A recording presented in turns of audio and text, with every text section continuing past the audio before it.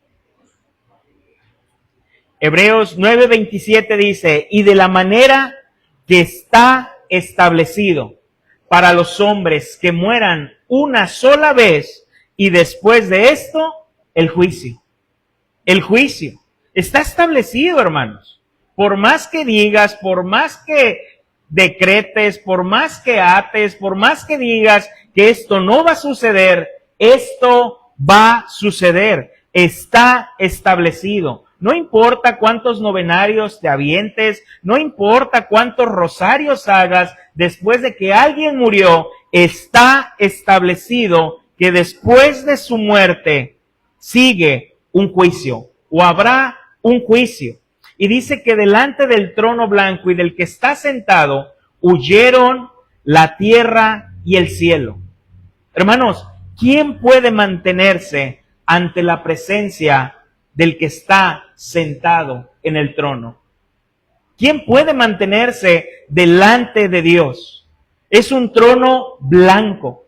Tantito, me le subes. Es un trono blanco. Un trono, y al decir que es blanco, es un trono de pureza, donde al hablar que hay pureza, esto quiere decir que es un trono donde no hay corrupción.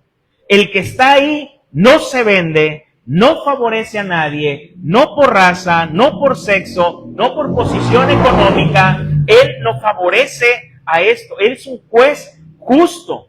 ¿Y quién es el que está sentado en el trono? ¿Quién es el que está ahí sentado en ese gran trono blanco para juzgar? ¿Quién es? En Juan capítulo 5, versículo 22 al versículo 27, nos dice quién es el que está sentado.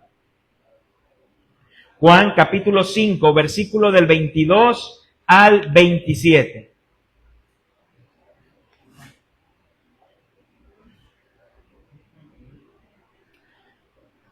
Dice, porque el Padre a nadie juzga, sino que todo el juicio dio al Hijo, para que todos honren al Hijo como honran al Padre.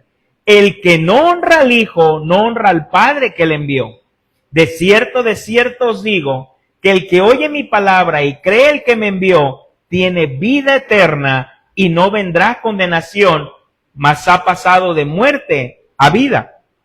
De cierto os digo, viene la hora, y ahora es, cuando los muertos oirán la voz del Hijo de Dios, y los que la oyeron vivirán.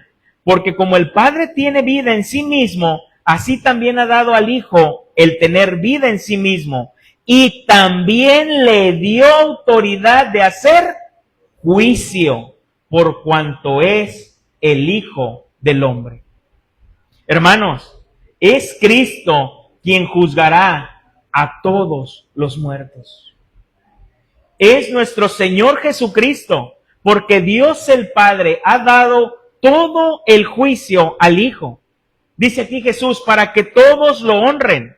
Todos los hombres que lo negaron, que dijeron que no era Dios, que solamente era un maestro, que solamente era un profeta, que solamente Cristo era un cuento de los cristianos, se darán cuenta que es Dios.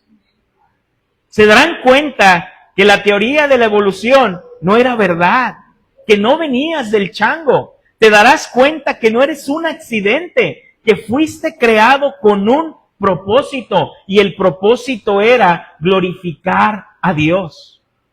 Todos quedarán viendo al juez, y ahí se darán cuenta y verán a Cristo como Rey y como juez, y en ese trono se dará fe de que es verdadero, que su reino realmente no era de este mundo. Como él dijo, mi reino no es de este mundo. Se llegó ese gran día donde ese hombre que fue azotado, escupido, coronado, clavado, hecho pedazos en una cruz y que se burlaron de él, ahora ese hombre dicta sentencia. ¿Dónde pasarás la eternidad? ¿Dónde pasarás la eternidad? ¿Te imaginas aquellos que gritaban, Barrabás, Barrabás, esperando la sentencia del que está sentado en el gran trono blanco? Hechos capítulo 17, versículo 30. Hechos 17, 30 al 31. Dice, pero Dios, me encantan los peros de Dios, ¿verdad? Pero Dios, habiendo pasado por alto los tiempos de esta ignorancia, ahora manda a todos los hombres en todo lugar que se arrepientan, por cuanto ha establecido un día en el cual juzgará al mundo con justicia por aquel varón a quien designó, dando fe a todos con haberle levantado de los muertos. Se darán cuenta que el Cristo está resucitado, que es Dios y que es juez. Hermanos, todas las personas que han vivido sobre la tierra comparecerán delante del gran trono blanco para dar cuenta de sus pensamientos, de sus palabras, de sus acciones, para recibir conforme a lo que hayan hecho mientras estaban en el cuerpo, sea bueno o sea malo. En Apocalipsis 20, versículo del 12 al 13, dice, y vi a los muertos. Está hablando Juan, dice, y vi a los muertos, grandes y pequeños, de pie ante Dios, y los libros fueron abiertos, y otro libro fue abierto, el cual es el libro de la vida, y fueron juzgados los muertos por las cosas que estaban escritos en los libros según sus obras. Y el mar entregó los muertos que había en él, y la muerte y el Hades entregaron los muertos que había en ellos, y fueron juzgados cada uno según sus obras. Hermanos, aquí Juan pudo ver a los hombres, ricos, pobres, negros, blancos, altos, chaparritos, hombres, mujeres. Aquí Juan los pudo ver. No hay lugar VIP. No hay lugar VIP. No hay influencia, hermanos. No hay un abogado defensor. Todos están de pie delante del trono. No hay pastor, no hay oveja. Todos están de pie delante del Señor. Nadie está suplicando porque ya no hay misericordia. No hay nadie clamando ni diciendo, ¿por qué Juan no dice aquí? Y unos clamaban y decían, Señor, perdónanos, Señor, por favor. Ya no hay nadie clamando. Ya no hay nadie. Porque no hay una segunda oportunidad, dice Hebreos. Está establecido que el hombre muera una sola vez y después de esto, el juicio. Primera de Corintios capítulo 4, versículo 5. Primera de Corintios capítulo 4, versículo 5.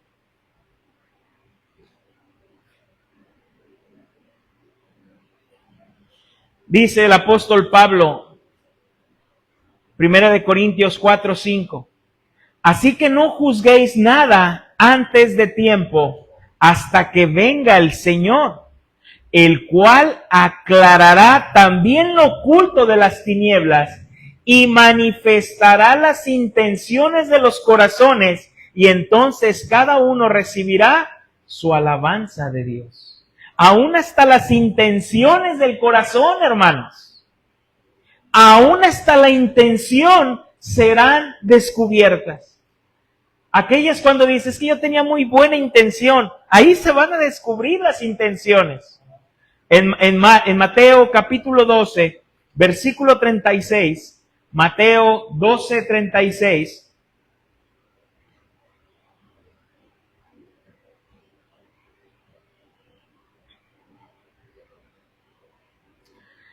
dice, mas yo os digo que toda palabra ociosa que hablen los hombres, de ella darán cuenta en el día del juicio. Aún nuestras palabras, hermanos. Y fíjate cómo Juan aquí dice, los libros fueron abiertos. ¿A qué hace esto referencia? Que el Señor le va a decir, Gabriel, a ver, tráete todos los libros y vamos a ver aquí lo que hizo esta persona. Hermanos, no es así. Cuando la palabra de Dios nos dice aquí que los libros fueron abiertos, hace una referencia a la memoria de Dios, vamos a llamarlo así, a que Dios nada se le escapa. A Dios nada se le va. No hay nada que se le escape. Todo está escrito. Todo está registrado. Hermanos, simplemente nos sorprendemos ahora con la tecnología que tenemos. ¿Qué no nos dice la computadora? Tú vas a un lugar a ver algo y ya te checan y te dicen, tienen todo tu historial ahí. Si se puede, no se puede, esto, lo otro, casado, divorciado, viudo, soltero, todo está registrado. O estás hablando ya con una persona, ¿no? Como les decía la otra vez, mi esposa, ay, algún día llévame a Japón de vacaciones. Y yo, luego. Y luego me empezó a llegar ahí solito mensajes, ¿a Japón? ¿Paquetes a Japón? Hermanos, el Señor, nada se le escapa. Nada se le escapa. Y dice que estos libros fueron abiertos y fueron juzgados según sus obras. Según sus obras. Uziel, ¿pero qué la salvación no es por fe? Y si la salvación es por fe, entonces ¿por qué dice que serán juzgados según sus obras? Si la salvación es por fe, así es. La salvación es por fe y creemos firmemente que la salvación es por fe y no por obras para que nadie se gloríe. Pero la palabra de Dios es bien clara en cuanto nos habla de las obras. Las obras que el cristiano hace es por la fe que profesa. No hace obras para obtener el favor de Dios. Porque obtuvo el favor de Dios, muestra obras. Muestra el favor que obtuvo. Mateo capítulo 25, versículo 31. Mateo 25, 31. Al 46. Dice, cuando el Hijo del Hombre venga en su gloria y todos los santos ángeles con él, entonces se sentará en su trono de gloria. Y serán reunidas delante de él todas las naciones, y apartará los unos de los otros, como aparta el pastor las ovejas de los cabritos, y pondrá las ovejas a su derecha y a los cabritos a su izquierda. Entonces el rey dirá a los de su derecha, venid benditos de mi Padre, heredad del reino preparado para vosotros desde la fundación del mundo. Porque tuve hambre y me diste de comer, tuve sed y me diste de beber, fui forastero y me recogisteis. Estuve desnudo y me cubristeis, enfermo y me visitasteis, en la cárcel y vinisteis a mí. Entonces los justos le responderán diciendo, Señor, ¿cuándo te vimos hambriento, te sustentamos, o sediento, te dimos de beber? Punto aquí. ¿Puedes ver cómo ellos hacían las obras no para ganarse el favor de Dios, sino porque el favor de Dios estaba en ellos? Era algo que, ¿cuándo lo hicimos? ¿Cuándo? ¿Cuándo hicimos esto, Señor? ¿Cuándo te vimos forastero y te recogimos, o desnudo y te cubrimos? ¿O cuándo te vimos enfermo en la cárcel o venimos a ti? Tristemente algunos nada más lo hacen los domingos o los miércoles cuando vienen al estudio, y en la demás semana ya no, dice. Y respondiendo el rey les dirá, de cierto os digo que en cuanto lo hicisteis a uno de estos mis hermanos más pequeños, a mí me lo hicisteis. Entonces dirá también a los de la izquierda, apartaos de mí, malditos, al fuego eterno preparado para el diablo y sus ángeles. Porque tuve hambre y no me diste de comer, tuve sed y no me disteis de beber, fui forastero y no me recogisteis, estuve desnudo y no me cubristeis, enfermo y en la cárcel y no me visitasteis. Entonces también ellos responden diciendo, Señor, ¿cuándo te vimos hambriento, sediento, forastero, desnudo, enfermo en la cárcel y no te servimos? Entonces le responderá diciendo, de cierto os digo que cuanto no lo hiciste a uno de mis más pequeños, tampoco a mí me lo hicisteis. E irán estos al castigo eterno y los justos a la vida eterna. Es por eso que dice que por sus obras serán juzgados. ¿Y qué nos dice Santiago, hermanos? Santiago capítulo 2, versículo 14. Santiago capítulo 2, versículo 14 al 21. Santiago 2, 14 al 21. Hermanos míos, ¿de qué aprovechará si alguno dice que tiene fe y no tiene obras? ¿Podrá la fe salvarle? Y si un hermano o una hermana está desnudo y tiene necesidad del mantenimiento de cada día, y alguno de vosotros le dice, id en paz, calentaos y saciaos, pero no le dais las cosas que son necesarias para el cuerpo, ¿de qué aprovecha? ¿De qué aprovecha que le digas al hermano que vas a estar orando por él, si realmente puedes ayudarlo? ¿De qué aprovecha? Puede más el ayudar que la oración, hermanos, y no quiero que se malinterprete. Pero me explico a lo que voy. Puedes ayudar en ese momento más que el orar. Entonces, y algunos de vosotros les dice, versículo 17, así también la fe, si no tiene obras, es muerta en sí misma. Pero algunos dirán, tú tienes fe y yo tengo obras, muéstrame tu fe sin tus obras, y yo te mostraré mi fe por mis obras. ¿Tú crees que Dios es uno? Bien haces, también los demonios creen y tiemblan. Mas ¿quieres saber, hombre vano, que la fe sin obras es muerta? ¿No fue justificado por las obras Abraham nuestro padre cuando ofreció a su hijo Isaac sobre el altar?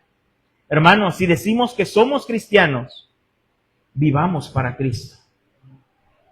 Vivamos como Cristo. Muéstralo con tus obras. Muestra qué tan cristiano eres con tus obras. Ama a tu prójimo, perdona, arrepiéntete, ora, lee tu Biblia, ayuda al necesitado, habla bien, no digas groserías, deja tus vicios, sé respetuoso, no seas corrupto, deja esas amistades que no te edifican, compórtate como un cristiano. Compórtate como un cristiano. Compórtate con la fe que dices tener, que tus obras reflejen a Cristo todos los días de tu vida, no solamente el domingo. Hermano, porque el domingo todos parecemos cristianos, todos parecen cristianos. Pero entre semana, en tu trabajo, en la escuela, en la calle, los vecinos, ¿cuáles son las obras que mostramos? A lo mejor nomás muestras la obra que te están haciendo, el cuarto que te están construyendo, pero no muestras la obra de Cristo en tu vida. Decía un autor, no me digas que eres cristiano cuando tu vida me grita otra cosa. No me digas que eres cristiano cuando tu vida me grita otra cosa. Hermanos, son las obras lo que manifiesta la fe de un cristiano, así como la incredulidad del impío. Las obras.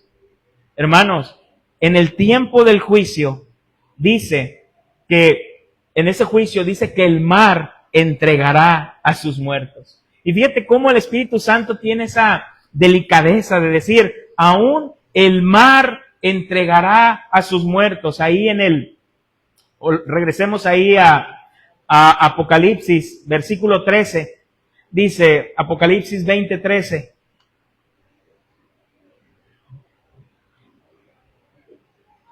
Y el mar entregó los muertos que había en él, y la muerte y el Hades entregaron los muertos que había en ellos, y fueron juzgados cada uno según sus obras.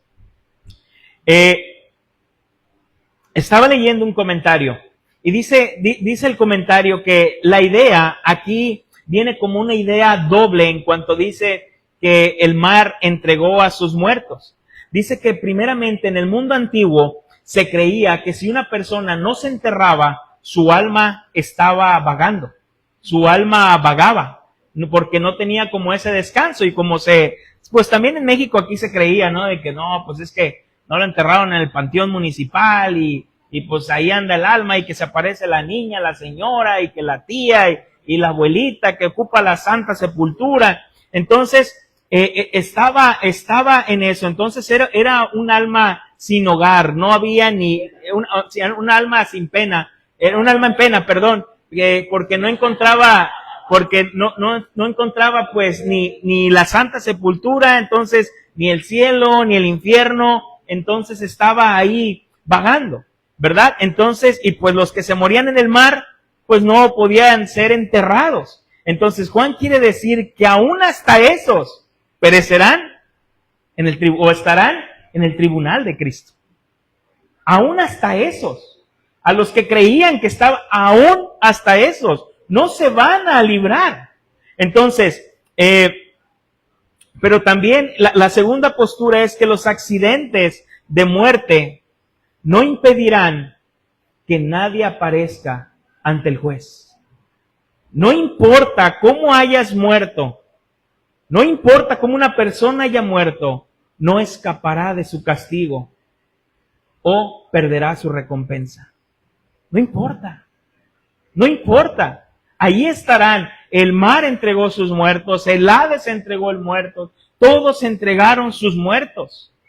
Y la palabra de Dios dice que el que no se halló inscrito en el libro de la vida fue lanzado al lago de fuego. Fue lanzado al lago de fuego. Apocalipsis 20, 14 al 15.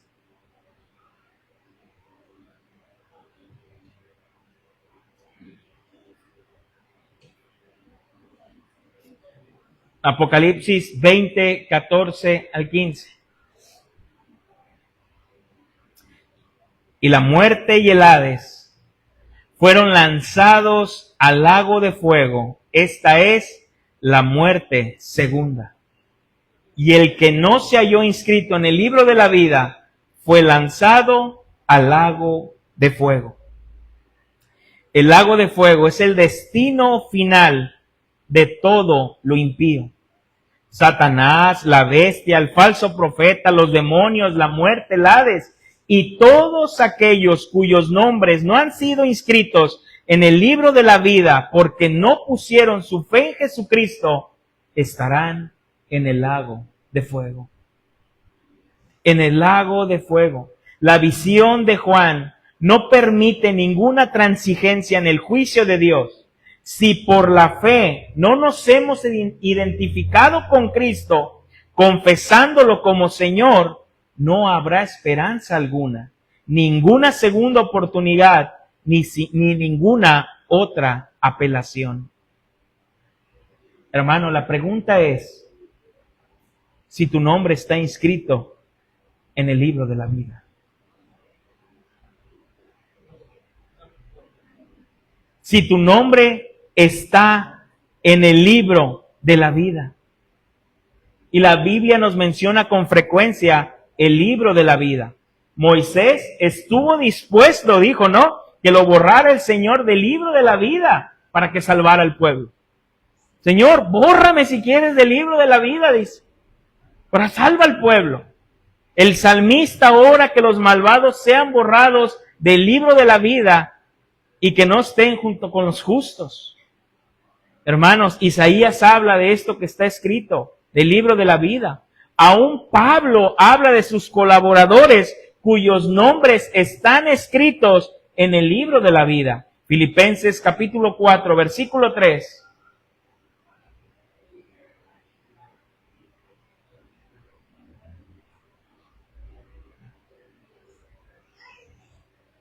Filipenses 4:3 dice: asimismo te ruego también a ti, compañero fiel, que ayudes a estos que combatieron juntamente conmigo en el Evangelio, con Clemente también, y los demás colaboradores míos, cuyos nombres están en el libro de la vida. Pablo tenía la seguridad que aquellos que combatían el Evangelio, que estaban combatiendo juntos en el Evangelio, estaban en el libro de la vida. Pablo estaba convencido que todos aquellos que profesaban una fe verdadera en Cristo estaban escritos en el libro de la vida. La promesa del Cristo resucitado a la iglesia de Sardis es aquel nombre del que también en la iglesia de Sardis les dice esto en Apocalipsis 3:5.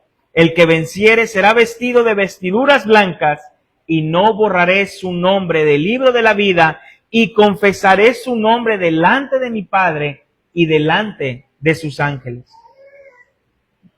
Hermanos, la muerte y el Hades son arrojados al lago de fuego. Dice un comentarista, estos monstruos voraces que han devorado a tantos serán por último destruidos. En el juicio, los que no estén en el libro de la vida son condenados al lago de fuego con su amo, el diablo. Pero para los que estén en el libro de la vida, la muerte habrá sido vencida para siempre. Escuchaba al hijo del pastor John MacArthur y cuando daba el testimonio de que su papá, en sus últimas palabras, ¿no? Y una de esas fue, ¿dónde está muerte tu aguijón? ¿Verdad? Hermanos, la muerte, como lo hemos dicho, es la carroza que lleva al cristiano hacia su Señor. La muerte es la carroza que lleva al cristiano hacia su Señor. Hermanos, el veredicto ya fue dictado. El veredicto ya fue declarado. Juan capítulo 3, versículo 17 al 19.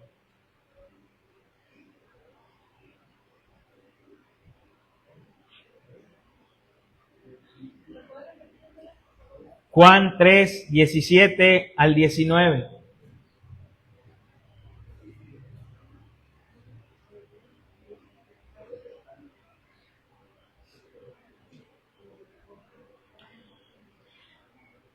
Dice, porque no envió Dios a su Hijo al mundo para condenar al mundo, sino para que el mundo sea salvo por él. El que en él cree no es condenado, pero el que no cree ya ha sido condenado, porque no ha creído en el nombre del unigénito Hijo de Dios. Y esta es la condenación, que la luz vino al mundo, y los hombres amaron más las tinieblas que a la luz, porque sus obras eran malas. Hermanos, aquí está el veredicto. El que cree no ha sido condenado, pero el que no cree ya ha sido condenado. Hermanos, y si ya está el veredicto, ¿por qué entonces un juicio final? ¿Por qué un juicio final si ya dice que el que no cree ha sido condenado y el que cree, el que no cree, perdón, ha sido condenado y el que no cree no ha sido condenado? ¿Por qué un juicio final? Hermanos, porque los ángeles que están aún guardados bajo oscuridad, en prisiones eternas, deben ser juzgados también. Esto nos lo dice Judas capítulo 1, bueno, Judas 6, solamente tiene un capítulo, Judas versículo 6. Y los ángeles que no guardaron su dignidad, sino que abandonaron su propia morada, los ha guardado bajo oscuridad en prisiones eternas para el juicio del gran día. Aún estos ángeles que están guardados. ¿Cuáles ángeles? Pues unos ángeles que están ahí, ¿verdad? Algunos teólogos afirman y confirman con esta la doctrina de que pues los ángeles que se mezclaron con mujeres, pero la Biblia no lo dice de esa manera. Yo creo que sería añadir un texto para poder enriquecer una doctrina, pero no lo menciona de esta manera. Pero sí lo que dice que a los ángeles que están guardados bajo oscuridad. Bajo oscuridad. Hermanos, es necesario este juicio para que el cristiano esté velando, esperando este día, no con temor. El cristiano no debe estar esperando este día con temor. El cristiano debe estar esperando este día con gozo, porque está ya cerca su Señor. No debe estar con temor, y es que viene el juicio, y si no estoy, y si estoy, ¿dónde está tu seguridad en Cristo? ¿Dónde está la seguridad de tu salvación? ¿Dónde están las promesas de Cristo en tu vida? No debemos estar esperando este día del gran juicio con temor, espantados. Al contrario, con gozo, con reverencia, porque nuestro Señor viene. ¿Recuerdas las vírgenes? Las vírgenes, Mateo capítulo 25, versículos 5 al 6. dice, y tardándose el esposo, ¿qué hicieron las 10? Cabecearon y se durmieron. Cabecearon y se durmieron. Y a la medianoche se oyó un clamor. Aquí viene el esposo, salid a recibirlo. Y 5 de ellas tenían aceite y otras 5 no tenían aceite. Hermanos, nosotros debemos estar prestos. ¿Por qué? Porque no estamos exentos de cabecear y dormirnos. Si aquí se nos duermen los domingos, los miércoles, se nos duermen, hermanos. No estamos exentos, hermanos. Y obviamente saben que no es ese tipo de dormir, ¿no? De olvidarnos, de desviarnos, de olvidarnos que nuestra morada es celestial. De olvidarnos que nuestra morada es celestial. Es cuando el cristiano empieza a cabecear, cuando empieza a acumular cosas terrenales y pensar solamente en lo terrenal, lo terrenal, lo terrenal, y nos olvidamos de lo celestial. Dile, hey, estás durmiendo, estás cabeceando. Se te olvida que el Señor viene. Las 10 vírgenes cabecearon y se durmieron, repito, pero solamente 5 tenían el aceite, tenían el sello de Dios. Hermanos, ¿por qué es necesario un juicio final? Y esto es lo más grandioso, porque Dios se glorificará en ello. Porque Dios se glorificará en ello. Al revelar el destino de cada uno, que el juez es justo y que no deja sin castigo a quien lo merece y recompensa al que fue fiel. Dios se glorificará en ello. Ahí Dios, aún en ese trono, en ese gran trono blanco, Dios será glorificado. Hermanos, nuestro veredicto como creyentes se dictó en la cruz del Calvario. Nuestro veredicto como creyentes se dictó en la cruz del Calvario. Cuando Cristo fue azotado, fue coronado, fue crucificado, cuando Dios arrojó su ira sobre Él por mis pecados, y yo he creído y me he arrepentido, y mi vida ahora está al servicio para Él, por esa sangre del Cordero, el veredicto que yo tengo como creyente es inocente. Inocente. No por mis obras, sino por la obra de Cristo. Por la obra de Cristo, Señor, ¿cuándo te dimos de comer? ¿Cuándo te dimos de beber? Por la obra de Cristo en nuestras vidas. Nosotros por eso no debemos esperar ese juicio con temor, con miedo, porque nuestro veredicto ya fue. El que cree ha sido declarado inocente. En la cruz del Calvario fuimos declarados inocentes. Él se hizo maldición. Él se hizo pecado para que nosotros fuéramos declarados justos. ¿Qué de justos tenemos, hermanos? Justos. En el gran trono blanco, Él será nuestro defensor. Él será nuestro juez. Él será nuestro abogado. Él mismo. Y dice Pablo, ¿verdad? Si Él con nosotros, ¿quién contra nosotros? ¿Quién? ¿Quién nos separará del amor de Dios? Muerte, angustia, ¿quién? Si aún el mismo abogado, el mismo juez, dio su vida por nosotros. Apocalipsis capítulo 7, con esto termino. Apocalipsis 7, versículo del 9 al 17.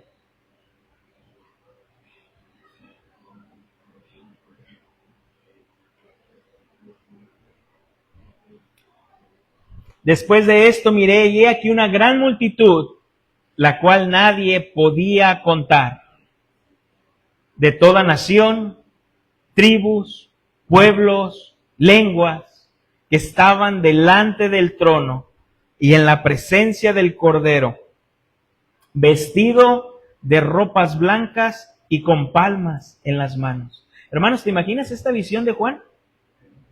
Que ya nos había visto. Ya nos había visto. Una gran multitud, la cual nadie podía contar. Y clamaban a gran voz diciendo: la salvación pertenece a nuestro Dios, que está sentado en el trono, y al Cordero. Y todos los ángeles estaban en pie alrededor del trono, y de los ancianos y de los 4 seres vivientes, y se postraron sobre su rostro delante del trono, y adoraron a Dios, diciendo: amén. La bendición, la gloria, la sabiduría y la acción de gracias, y la honra, el poder y la fortaleza sea nuestro Dios por los siglos de los siglos. Amén. Entonces uno de los ancianos habló diciéndome: estos que están vestidos de ropas blancas, ¿quiénes son y de dónde han venido? Yo le dije: Señor, tú lo sabes. Y él me dijo: estos son los que han salido de la gran tribulación y han lavado sus ropas y las han emblanquecido en la sangre del Cordero. Con la sangre del Cordero. Por esto están delante del trono de Dios, de ese gran trono de Dios. Están delante de Dios y le sirven día y noche en su templo. Y el que está sentado sobre el trono extenderá su tabernáculo sobre ellos. Ya no tendrá ni hambre ni sed, y el sol no caerá más sobre ellos, ni calor alguno, porque el Cordero que está en medio del trono los pastoreará, los guiará a fuentes de agua de vida, y Dios enjugará toda lágrima de los ojos de ellos. Qué hermoso día, hermanos. Qué glorioso día. Estos son a los que el Señor ha declarado inocentes. Ya no habrá llanto, ya no habrá dolor, nada que mi espalda, mi rodilla, mis hijos, nada, hermanos. El Señor es suficiente para nosotros. Ya no habrá nada, hermanos. Ni paracetamol, ni ibuprofeno, nada, nada, nada. Nada, hermanos. Porque estaremos con nuestro Dios. Ya no habrá llanto ni dolor. Solamente alabanza, honra y gloria para nuestro Dios. Hermanos, por eso dicen los teólogos, los domingos es una probadita del cielo. Es una probadita del cielo, hermanos, nada más. Una probadita del cielo, donde todos los santos estaremos reunidos. Hermano, no llegues tarde a las probaditas del cielo. No dejes de venir a las probaditas del cielo, porque eso será toda la eternidad. Toda la eternidad. Hermanos, estemos confiados que si vivimos, para el Señor vivimos. Y si morimos, para el Señor morimos. Ya sea que si vivimos o morimos, somos de Él. Ese es el Dios que tenemos, hermanos. El Dios que está sentado en el gran trono blanco, reinando. Hasta aquí dejamos, hermanos. Terminamos el capítulo 20. Ya nomás nos quedan 2 capítulos para concluir el estudio de Apocalipsis. Les confieso que nunca en mi vida había predicado Apocalipsis. Es un libro que siempre le sacaba la vuelta, pero la necesidad nos hizo llevar a este punto, hermanos, y gloria a Dios. Gloria a Dios por el estudio de este libro, que hemos aprendido muchísimo. Vamos a orar, ¿les parece? Para despedirnos. Bendito Dios y Padre de nuestro Señor Jesucristo, te damos gracias, Señor. Gracias por tu misericordia, gracias por tu bondad. Gracias, Señor, porque ¿quién puede mantenerse, Señor, delante de ese gran trono blanco? Si el cielo, Señor, y la tierra huyen de tu presencia, Señor. Señor, y si nosotros podemos estar ahí, es por el sacrificio de tu Hijo Jesucristo.